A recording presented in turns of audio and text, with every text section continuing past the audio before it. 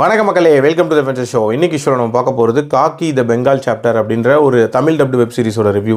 இந்த சீரிஸ் பார்த்தீங்கன்னா நெட்ஃப்ளிக்ஸில் அவைலபிளாக இருக்குது. மொத்தமாக 7 எபிசோட்ஸ், ஒரு எபிசோடுமே ஆவரேஜாக 50 மினிட்ஸ் டியூரேஷன், ஒரு மீடியம் சைஸ் சீரிஸ் அப்படின்னே சொல்லுவேன். இந்த சீரிஸை நீரஜ் பாண்டே தான் டைரக்ட் பண்ணியிருக்காரு. இதுக்கு முன்னாடி இவர் காக்கி த பீகார் சாப்டர் அப்படின்ற மாதிரியான ஒரு சீரிஸ் எடுத்திருப்பாரு.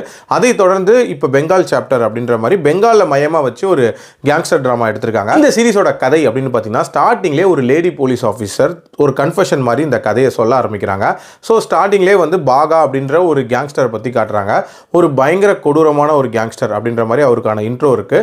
அவருக்கு அடுத்த லேயராக வந்து சக்கோர் அண்ட் ராகுல் அப்படின்னு சொல்லப்படுற 2 நபர்கள் இருக்காங்க.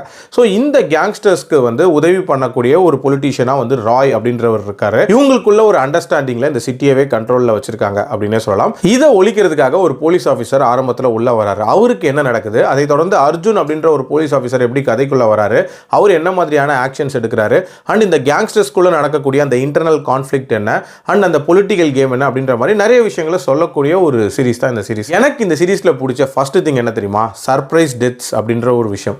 அதாவது இந்த சீரிஸ்ல காட்டக்கூடிய ஒரு சில கேரக்டர்ஸ் இருக்கும். அதை பார்க்கும்போது நம்ம பயங்கர கீ கேரக்டர்னு நினைப்போம், கடைசி வரைக்கும் வந்து சம்பவம் பண்ணணும்னு நினைப்போம். பட் எதிர்பாராத விதமாக அந்த கேரக்டரை டப்புன்னு போட்டு தள்ளிடுவாங்க. அந்த மாதிரியான நிறைய முடிவுகள் அப்படின்றது இந்த சீரிஸ்ல சர்ப்ரைஸாக இருந்துச்சு. அதே மாதிரி இந்த சீரிஸ்ல அந்த கேங்ஸ்டர்ஸ்குள்ள நடக்கக்கூடிய இன்டர்னல் கான்ஃப்ளிக்ட், அதனால வரக்கூடிய பிரச்சனைகள், இது எல்லாமே ரொம்ப ரொம்ப நீட்டாக காட்டியிருப்பாங்க. அதுவும் பயங்கர ராவா காட்டியிருப்பாங்க அப்படின்னே சொல்லலாம். சும்மா ரத்தம் தெறிக்க இருக்கும். அதே மாதிரி இதில் அந்த போலீஸ் ஆஃபீஸராக வரக்கூடிய அர்ஜுன் கேரக்டரை பயங்கர மாசா டிசைன் பண்ணியிருப்பாங்க அப்படின்னே சொல்லலாம். இன்ஃபேக்ட் அவர் பண்ணக்கூடிய விஷயங்களும் பயங்கர எஃபெக்டிவாக இருக்கும் அப்படின்ற மாதிரி காட்டியிருப்பாங்க. அதே மாதிரி பொலிட்டீஷியனாக வரக்கூடிய ராய், அவர் விளையாடக்கூடிய அந்த மைண்ட் கேம் அப்படின்றதுமே இன்ட்ரெஸ்டிங்காக இருந்துச்சு. ஓவரால் பார்த்தீங்கன்னா நிறைய இன்ட்ரெஸ்டிங்கான மொமெண்ட் நிறைஞ்ச ஒரு சீரிஸ். இன்ஃபேக்ட் பயங்கர எங்கேஜிங்காக போச்சு அப்படின்னே சொல்லுவேன். மேக்கிங் வைஸ்மே ரொம்ப நீட்டாகவே எடுத்திருந்தாங்க. கதைன்னு பார்த்தீங்கன்னா பெருசாக புதுசு அப்படின்லாம் நான் சொல்ல மாட்டேன். பட் அதை கொண்டு போன விதம் அப்படின்றது ஓரளவுக்கு ப்ளஸ்ஸாக இருந்துச்சு.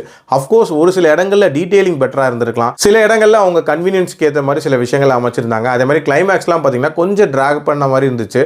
பட் ஓவரால் பார்க்கும்போது ஒரு நீட்டான சீரிஸ் அப்படின்னே சொல்லுவேன். என்னோட ரேட்டிங் இந்த சீரிஸ்க்கு 3.5 out of 5. அடல்ட் கண்டென்ட்டை பொறுத்த வரைக்கும் இதில் வயலண்டான காட்சிகள் இருக்கும். அதுக்கேற்ற மாதிரி பிளான் பண்ணிக்கோங்க.